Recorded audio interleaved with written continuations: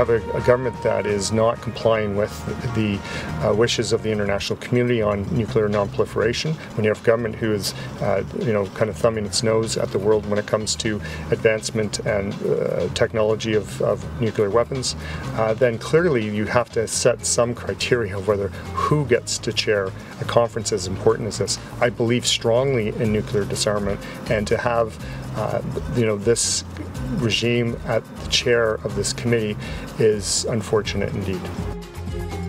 NDP Foreign Affairs critic Paul Dewar talking about Iran taking the chair of the Disarmament Committee at the United Nations. Well, it's a UN-sponsored body. You have to belong to the UN to be a part of it, and now, just like a year or two ago, North Korea took over, now Iran is. Is this a bug or a feature? John Robson, Sun News columnist and contributor, joins us now. This isn't a mistake that this happened, John. I mean, I'm outraged, and we should all be outraged that this continues to go on, but this is not a mistake. No, I feel like it's sort of like a Dilbert cartoon where the punchline is, you're mocking me, aren't you? I mean, the United Nations is a gathering of sovereign states, most of whom are hostile to the West. And when the UN does something hostile to the West, it's not an accident. They don't accidentally condemn Israel. Time and time again, to the exclusion of all other countries, appalling human rights violators get winked at, and then always back to Israel, back to Israel. I mean, Paul Dewar objecting, sort of a day late and a dollar short, but it's not complying with the wishes of the international community. Well, actually, yes, it is. It's building a bomb to defy the West and threaten Israel. What is this international community of which he speaks? Does he think about the Swedish Association of Social Scientists? The international community is people like Saudi Arabia, Syria, the Russian Federation. That's the international community. Which is not necessarily a group of people that we'd want to be associated with, although we are through the UN. People still have this idea that it is a global body for good, that it is a collection of democracies getting together to discuss issues, and that's the farthest thing from the truth. Yeah, I mean, I'd like to cite that line from the movie Clue, where Professor Plum, who consults with the UN, and somebody in one of the conversations about the murder says that he, sort of threatening, I don't think those people at the UN would be very impressed. They found out you've been implicated in a murder. And Professor Plum says, you don't know what kind of people they have at the UN. I might go up in their estimation. I mean, honest to goodness, it's like having Libya be head of their human rights body. Or, before Iran, in 2011, it was North Korea. And well, it's alphabetical. There's nothing we could do. But there would be something you could do. A regime that was genuinely run by Paul Dewar's international community would skip the horrors in the alphabetical rotation. They wouldn't have an alphabetical rotation.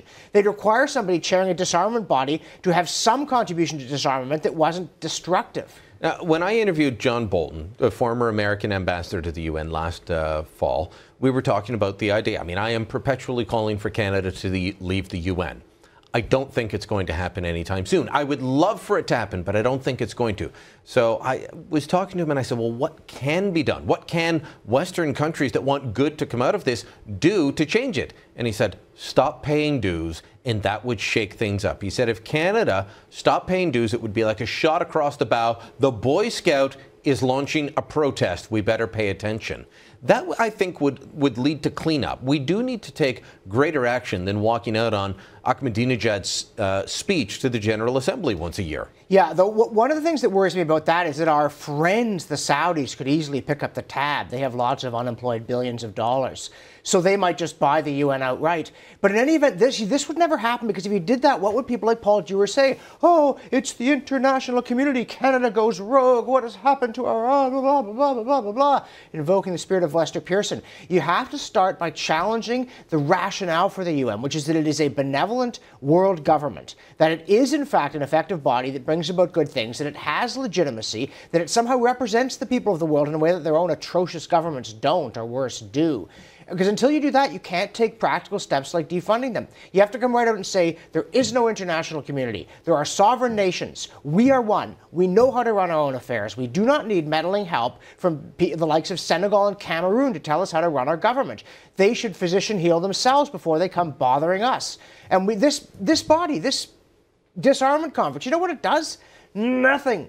There was a message from the president of the General Assembly of the UN to them, this was 2 years ago, saying, this work is so vital, so important, You haven't been able to settle on a program of work in 10 years, and this must not be allowed to continue. And then again, this year, the Secretary General went back to them, because apparently they did actually cobble one together in 2011. And he said, once again, you have not been able to settle upon a program of work. So it does nothing except poke the West in the eye. And you know, in a way, thank heavens, as Milton Friedman used to say, we don't get all the government we pay for, thank goodness.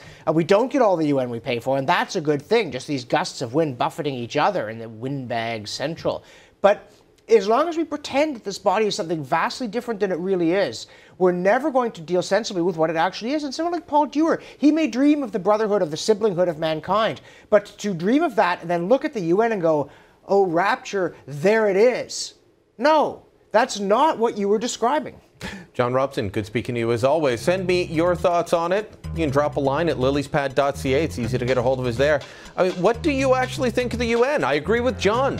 Let's stop this nonsense about the international community. Let's stop pretending that it's a global force for good. Time to leave the UN. More to come.